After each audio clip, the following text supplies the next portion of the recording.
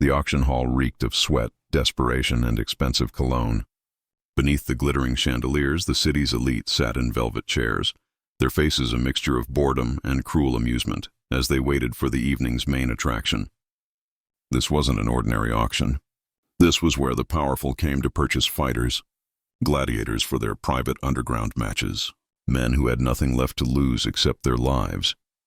Elena Rodriguez clutched her small purse, her knuckles white against the worn leather. She shouldn't be here. A schoolteacher from the east side had no business in a place like this, but the invitation had arrived mysteriously at her door 3 days ago. She'd almost thrown it away, but something made her come.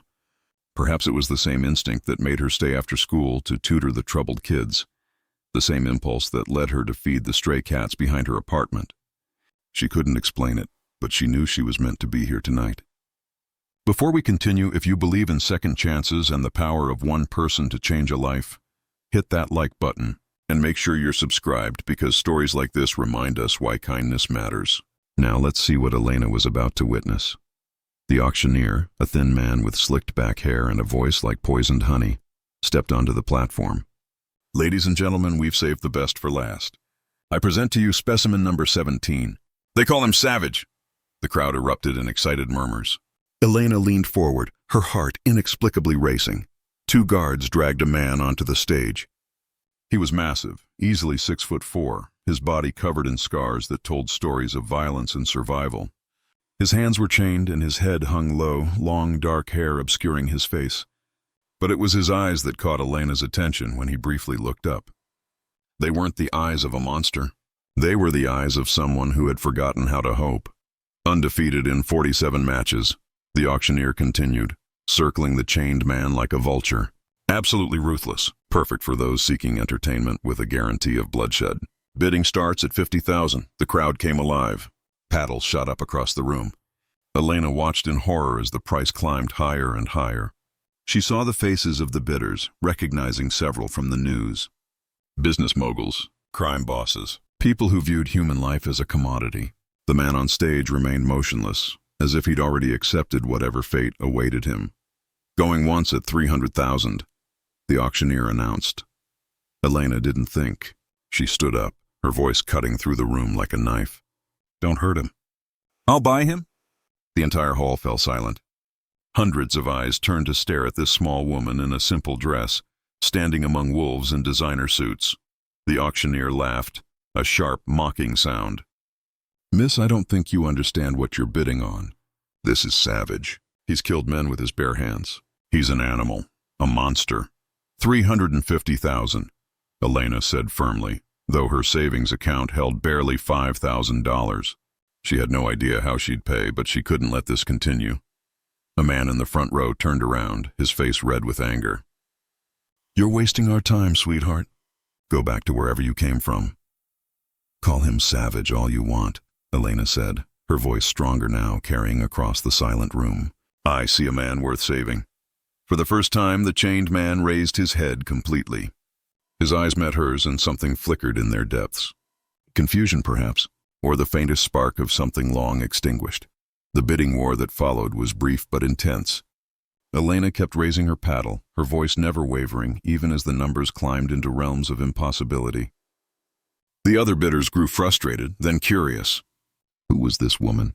What game was she playing? Finally, at $475,000, the room fell silent. Sold, the auctioneer said, his voice dripping with skepticism. Pending payment verification. Of course, Elena's legs nearly gave out, but she remained standing. She had no plan, no money, and no idea what she'd just done. But as they began to lead the man called Savage off the stage, his eyes found hers again, and this time she saw a question forming there. What happened next felt like a fever dream. The auction house's private security led Elena to a back office where a severe-looking woman in a gray suit waited. Miss Rodriguez, there seems to be a problem. Your bid was accepted, but we require immediate payment. I know, Elena whispered, her earlier confidence crumbling. I don't have the money. I just couldn't let them take him. I thought maybe I could find a way, or someone would help, or... She trailed off, knowing how foolish she sounded. The woman's expression didn't change. Wait here. She left Elena alone in the office, and minutes stretched into an eternity. Finally, the door opened again, but it wasn't the woman who entered. It was an elderly man with kind eyes and an expensive suit. "Miss Rodriguez, I'm Marcus Webb. I've been watching you tonight." He sat across from her, folding his hands. "Do you know who that man is? The one you tried to save?" Elena shook her head.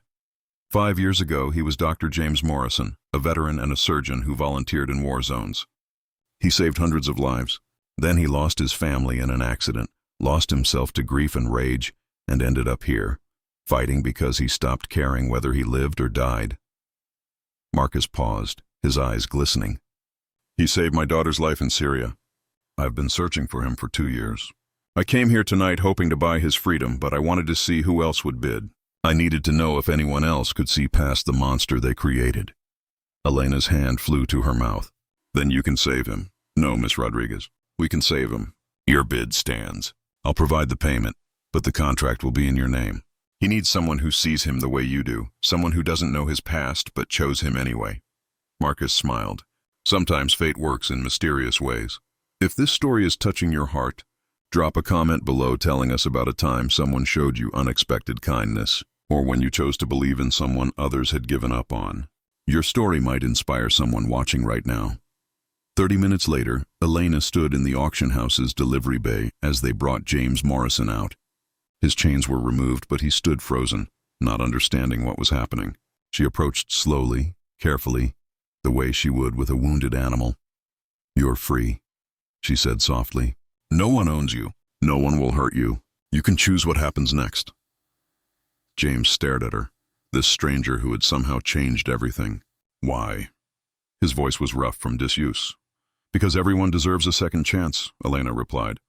"Because I looked at you and saw someone who'd forgotten he was human. Because sometimes the bravest thing we can do is believe in someone when they've stopped believing in themselves." For the first time in 5 years, James Morrison felt tears on his face. He didn't know what tomorrow would bring, but tonight, someone had reminded him of something he thought he'd lost forever: hope. And sometimes, that's all salvation needs to begin. Marcus stepped forward, extending his hand. "Welcome back, James. Let's get you home." And as they walked out of that terrible place together, a teacher, a surgeon, and an old friend, the city lights seemed brighter somehow, full of possibility and second chances, proof that even in the darkest places, kindness could still spark revolution. This story reminds us that everyone we meet is fighting a battle we know nothing about, and sometimes the smallest act of compassion can save a life. If this touched your heart, share it with someone who needs to hear it today. And remember, you never know when you might be someone's last hope, their one chance at redemption. Be that person. Choose kindness. Choose to see the human behind the pain. If you love this story, check out the next video on screen. Until then, keep believing in second chances, and never underestimate the power of one caring heart.